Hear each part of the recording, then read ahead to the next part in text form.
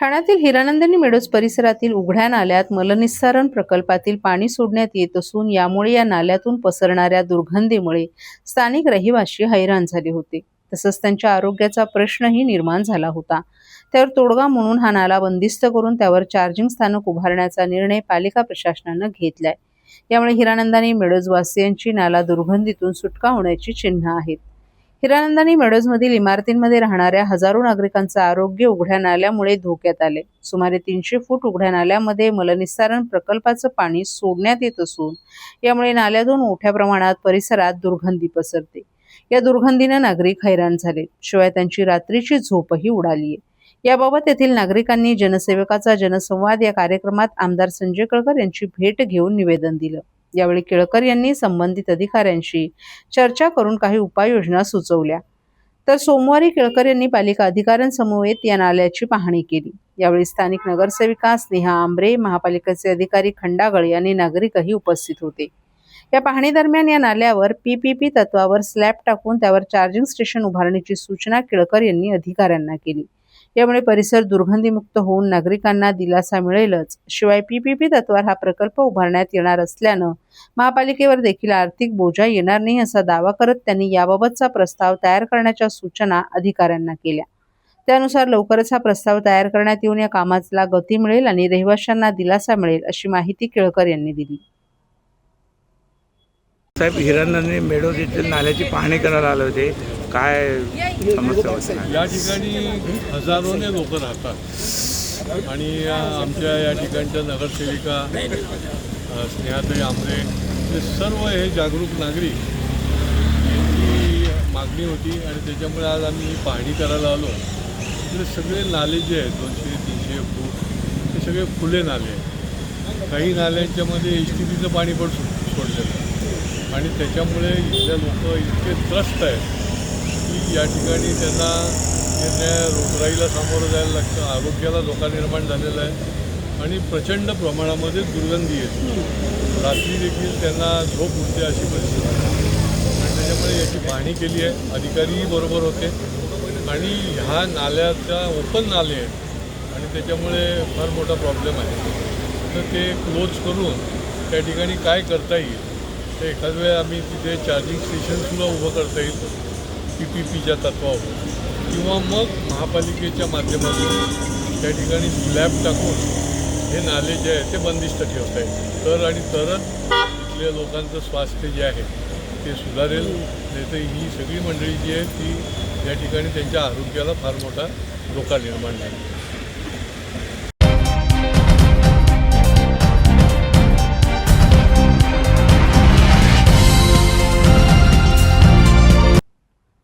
ठाणे महापालिकेचा पुढील लोकशाही दिन सोमवारी 4 मे रोजी आयोजित करण्यात आला आहे. नागरिकांनी मे महिन्याच्या लोकशाही दिनाच्या 15 दिवस आधी म्हणजेच 20 एप्रिलपर्यंत त्यांची अर्ज निवेदनं महापालिका भवन नागरी सुविधा केंद्र येथे 2 प्रतीत सादर करावीत. निवेदन दाखल करताना अर्जदारानं प्रत्येक निवेदनासोबत प्रपत्र 1ब सादर करणं आवश्यक आहे. प्रपत्र 1ब नागरी सुविधा केंद्र येथे उपलब्ध करून देण्यात आला आहे. महाराष्ट्र शासन सामान्य प्रशासन विभागाकडील परिपत्रकानुसार लोकशाही दिनाच्या दिवशी नागरिकांची निवेदनं न स्वीकारता हे निवेदनं 2 प्रतीत लोकशाही दिनाच्या 15 दिवस आधी महापालिका कार्यालयात सादर करणं आवश्यक असल्याचं स्पष्ट करण्यात आले. मुख्यालयातील या लोकशाही दिनात परिमंडळ लोकशाही दिनात ज्या नागरिकांनी आपली निवेदनं सादर केली आहेत तसंच ज्या निवेदनांवर 1 महिन्यांपर्यंत कोणतीही कार्यवाही झाली नाही अशाच निवेदनांचा स्वीकार करण्यात येईल. नागरिकांनी महापालिका मुख्यालयातील लोकशाही दिनामध्ये निवेदन सादर करताना परिमंडळ लोकशाही दिनामध्ये मिळालेला टोकन क्रमांक नमूद करणं आवश्यक आहे.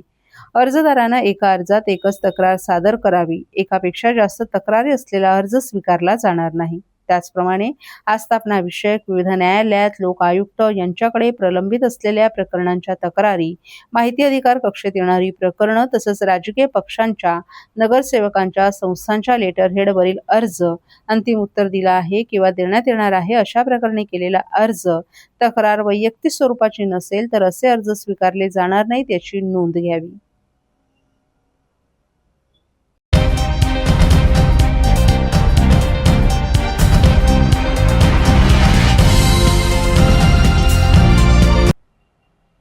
मीरा भाईंदर न्यायालयात सद्यस्थितीत 3 कोर्ट आहेत. या 3 कोर्टांकडे 7 ते 8 कोर्टांचं काम आहे. असं असताना केवळ 4 कोर्ट रिकामी आहेत असं दाखवून ठाण्यातील जिल्हा व सत्र न्यायालय तसंच दिवाणी न्यायालय वरिष्ठ स्तरावर भाईंदरला नेण्याचे प्रयत्न सुरू आहेत. केवळ काही लोकांच्या स्वार्थासाठी आणि राजकीय अट्टाहासापोटीच हे सर्व सुरू आहे. दिवाणी न्यायालय वरिष्ठ सर यांचा कामाचा एकंदरी व्याप पाहता त्याकरता देखील कमीत कमी 4 ते 5 कोट अधिकचे लागणार आहेत आणि असे कोणतेही इमारती किंवा आणि सोयीसुविधा मीरा भाईंदर इथे उपलब्ध नाहीत. जिल्हा न्यायालयासाठी अधिकची 5 न्यायालये लागणार आहेत, ती सुद्धा उपलब्ध नाहीत. अशा प्रकारे न्यायालय मीरा भाईंदरला गेल्यास ठाणे न्यायालय हे केवळ ठाणे महानगरपालिकेच्या हद्दीपुरतंच मर्यादित राहील. तसंच हे सर्व ठाणे जिल्ह्याचं महत्त्व कमी करण्यासाठी चाललेलं राजकीय षडयंत्र आहे का अशी देखील शंका येत आहे.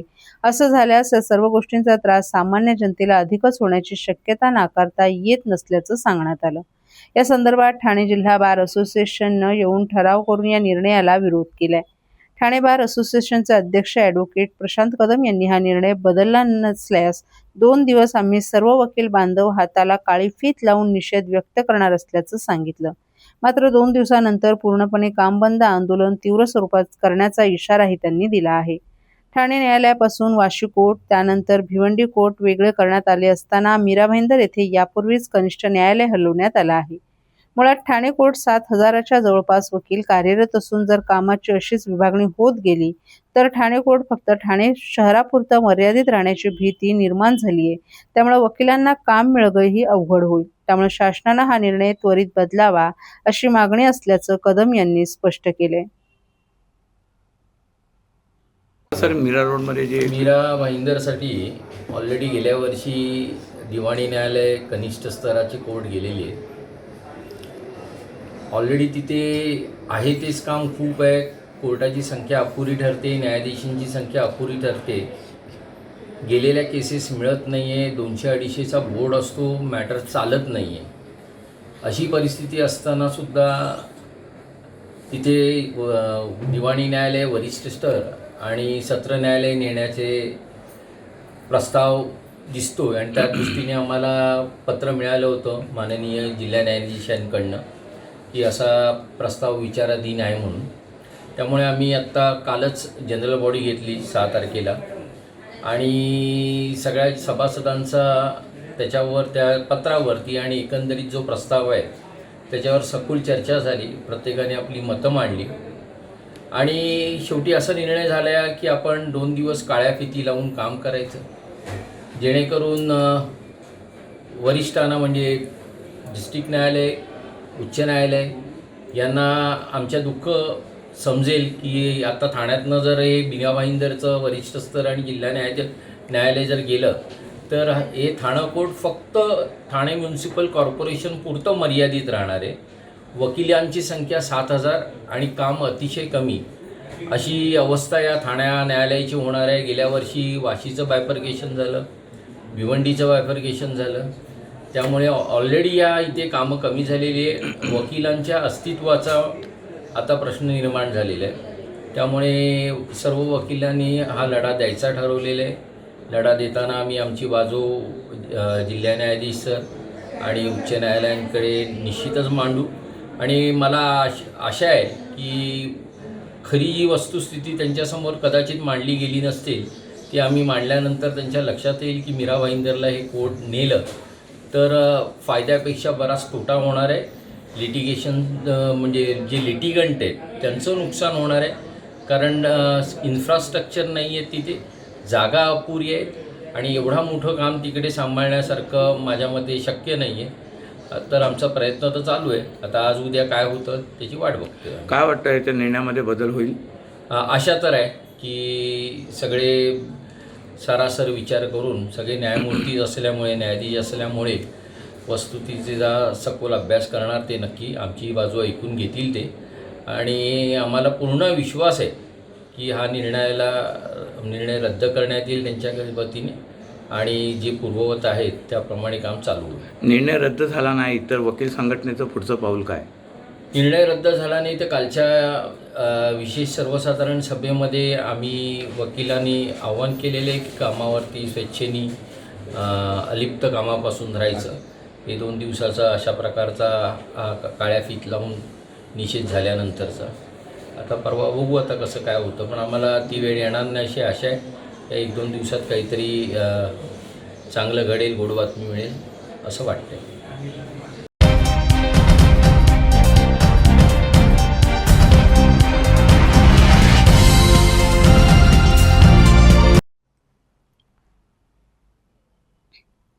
आंतरजातीय विवाह केल्यानं ठाणे शहरात राहणाऱ्या एका जैन कुटुंबावर समाजानं सामाजिक बहिष्कार घातल्याचा प्रकार उघडकीस आला आहे.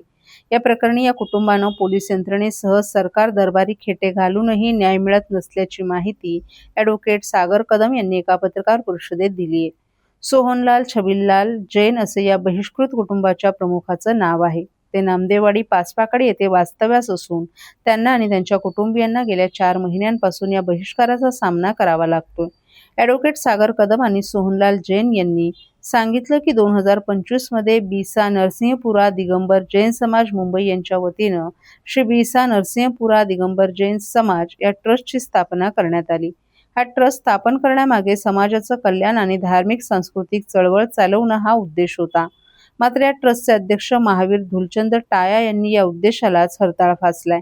जानेवारी 2024 मध्ये दिगंबर पंथांचे सोहनलाल जैन यांचा मुलगा दिव्येश याचं लग्न 30 नोव्हेंबर 2025 रोजी श्वेतांबर समाजातील सलोनी राजेश शहा या मुलीशी ठरलं होतं. मात्र या आंतरजातीय विवाहात श्री बिसा नरसिंहपुरा दिगंबर जैन समाज चे अध्यक्ष महावीर टाया, महामंत्री राजेंद्र कुमार मेहता, प्रचार मंत्री जिनेंद्र कुमार सलिया, संजय भामावत, बसंतलाल भुकिया, अशोक ढोली, ललित पंचोली यांनी दिगंबर पंथाव्यतिरिक्त अन्यत्र सोयरीक करण्यास विरोध केला. या विरोधात सोहनलाल जैन यांनी न जुमानता विवाहाचा निर्णय कायम ठेवला. त्यामुळे संतापलेल्या टाया आणि त्यांच्या सहकाऱ्यांनी भांडूप येथील जैनम हॉलमध्ये 24 ऑगस्ट 2025 रोजी बैठक बोलावून दिगंबर जैन या समाजाव्यतिरिक्त लग्न करणाऱ्या कुटुंबावर बहिष्कार घालण्याचा सामाजिक कायदा केला.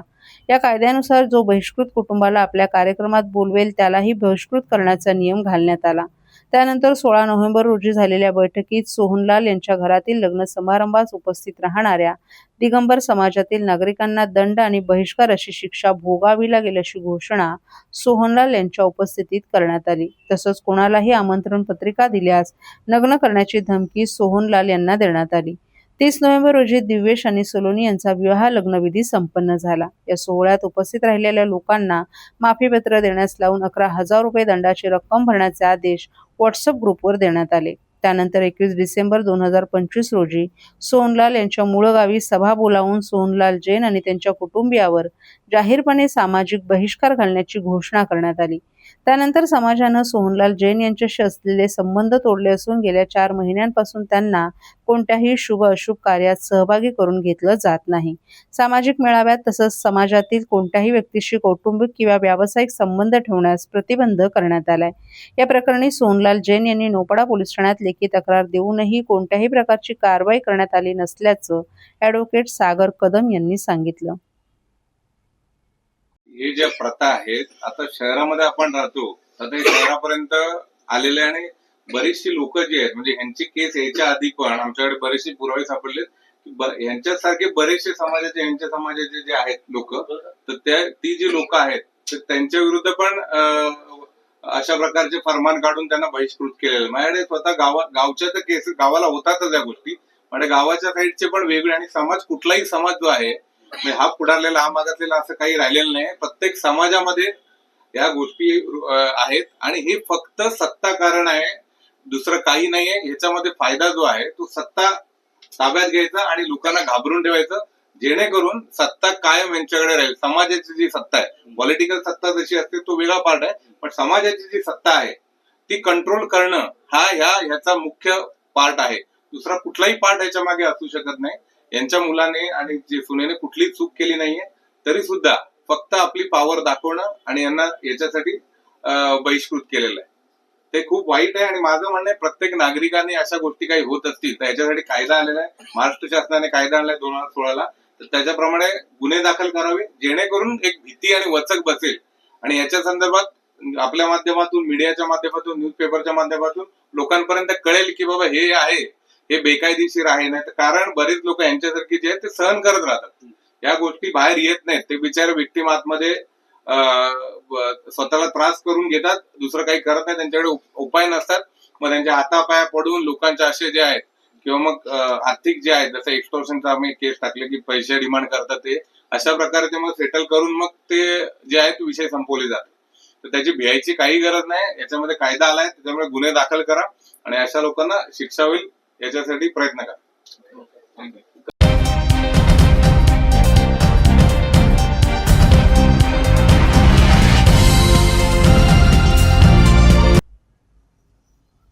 गेल्या 22 वर्षांपासून ठाणे शहरातील घर आणि व्यावसायिक मालमत्तांच्या खरेदीसाठी नागरिकांना आकर्षक पर्याय सवलती उपलब्ध करणाऱ्या क्रीडा एमसीएच ठाणे यांच्या वतीनं एमसीएचचे 17 ते 19 एप्रिलपर्यंत भव्य प्रॉपर्टी प्रदर्शन भरवण्यात येणार आहे.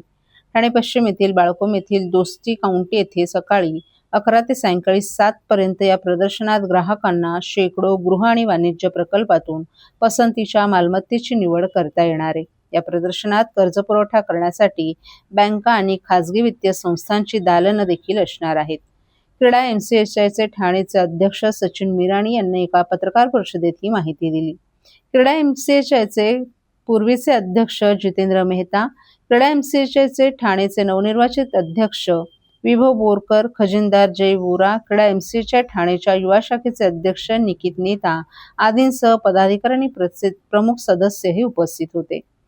क्रीडा एमसीएच ठाणे या संस्थेनं ठाणे शहराचा विकास आणि नागरिकांची गरज लक्षात घेऊन 22 वर्षात प्रदर्शनातून अनेक मालमत्ता प्रकल्प सादर केलेत. त्यातून हजारो कुटुंबियांच्या स्वप्नातील घर साकारले. हजारो व्यावसायिकांना आणि वाणिज्य मालमत्ता खरेदी करता आल्या आहेत. त्यामुळे एमसीएच आहे तो भरोसा आहे असा विश्वास ठाणेकरांकडून व्यक्त होतोय. ठाणेकरांच्या विश्वासाला आम्ही पात्र ठरलो याबद्दल अध्यक्ष सचिन मिराणी यांनी आनंद व्यक्त केला. ठाणे शहरातील रिअल इस्टेट व्यवसायाचा वेगानं विस्तार होत असून नवे आणि आधुनिक जीवनशैली असलेले गृह प्रकल्प साकारले जात असल्याचं मिराणी यांनी सांगितलं. विशेषतः अनेक व्यापारी मालमत्ता आहेत. 17 एप्रिल रोजी सुरू होणाऱ्या प्रदर्शनाच्या माध्यमातून एकाच ठिकाणी नवीन युगातील घरं आणि वाणिज्य मालमत्तांची माहिती नागरिकांना मिळणार आहे. रिअल इस्टेटमधील नवे पर्याय आणि सरकारी धोरणं आणि गृहसजावट आणि अंतर्गत रचनेबाबतही या प्रदर्शनात माहिती मिळणार आहे. शहराचा विकास होत असल्यामुळे मालमत्तेत गुंतवणुकीची गुंतवणूकदारांना उत्तम संधी आहे. आतापर्यंत गुंतवणूकदारांना चांगला परतावा देखील मिळालाय. त्यामुळे ग्राहकांबरोबरच गुंतवणूकदारांनाही प्रॉपर्टी प्रदर्शनाला आवर्जून भेट द्यावी असं त्यांनी आवाहन केले. देशातील आघाडीच्या रिअल इस्टेट डेव्हलपर्सकडून ठाणे शहरात सुरू असलेल्या विविध प्रकल्पांबरोबरच नागरिकांना एकाच ठिकाणी गृह कर्जासाठी विविध बँकांचे प्रतिनिधी आणि खाजगी वित्तीय संस्थांबरोबर संपर्क साधता येईल. या प्रदर्शनात कौटुंबिक आणि विविध विषयांवर माहिती देणारे कार्यक्रम आयोजित करण्यात आले आहेत. तसंच महारेरा कायद्यातील तरतुदींबाबत कार्यक्रमातून माहिती दिली जाईल असं अध्यक्ष सचिन मिराणी यांनी सांगितलं. आधुनिक जीवनशैलीला पसंती देणाऱ्या नागरिकांना ठाण्यातील अनेक प्रतिष्ठित गृहसंकुलातील घरांचा पर्यायही उपलब्ध असणार आहे. प्रदर्शनाला भेट देणाऱ्या प्रत्येक नागरिकाचं समाधान होईल असा विश्वास अध्यक्ष सचिन मिराणी यांनी व्यक्त केलाय. एका छोट्या शहरातून मोठ्या विकसित आणि प्रगतिशील शहरापर्यंत ठाण्याचा प्रवास झाला. भविष्यात ठाणे हे मुंबई महानगर क्षेत्रातील महत्त्वाचं शहर होईल. शहरातील उत्तम पायाभूत सुविधा, मुंबई आणि महाराष्ट्राच्या इतर भागात पोहोचण्यासाठी रस्ते, रेल्वे आणि लवकरच सुरू होणाऱ्या मेट्रोसह विविध पर्याय आणि दर्जेदार जीवनशैली लक्षात घेऊन भविष्यासाठी ठाणे शहरात नागरिकांनी आवर्जून घर घ्यावं असं आवाहन गत अध्यक्ष जितेंद्र मेहता यांनी केलं. हे सर्व होम बायर्स, ऑफिस बायर्स आणि सेकंड होम बायर्सला एक संधी आहे. त्यांना एकच छताखाली ते संपूर्ण ऑप्शन भेटणार आहे. काय काय प्रोजेक्ट्स अवेलेबल आहेत ठाण्यामध्ये. मी सर्वांना विनंती करतो की तुम्ही या, तुम्ही बघा आणि जे तुमचे आवडते प्रोजेक्ट असेल, जे तुम्हाला चांगलं वाटेल ते तुम्ही त्याचं बुकिंग करा. सर, आपण जर बघितलं इराण असेल, इस्रायल असेल आणि अमेरिका, जो युद्ध सुरू आहे, ते युद्धामुळे जे मजूर आहेत ते आता कामावरून काम सोडून आपल्या घरी परतत आहेत. ह्या कामगारांना आपण कसं सांभाळतात ते, कारण की युद्ध सुरू आहे एकीकडे आणि एकीकडे युद्धसाठी हे काही कामगार घरी नाही जात. मे मध्ये नॉर्मली काय असतो, त्यांचा फार्मिंगचा सीझन असतो, त्यामध्ये खूप जे आहे वर्कर्स ते घरी जातात ते घरी जाऊन त्यांचे जे फार्मिंगचे काम आहे त्याचं उत्पादन करतात. बाकी असं काय लेबरचा आतापर्यंत काय युद्ध कारण काय कमी आहे असं नाही. पण मजूर जर गावाला गेल्यानंतर आपल्याला काय फटका बसतो का? जसं तुम्ही आता म्हणता नाही असं काय फटक्याने बसतं. ते फक्त 15-20 दिवसासाठी जातात आणि ते परत येतात.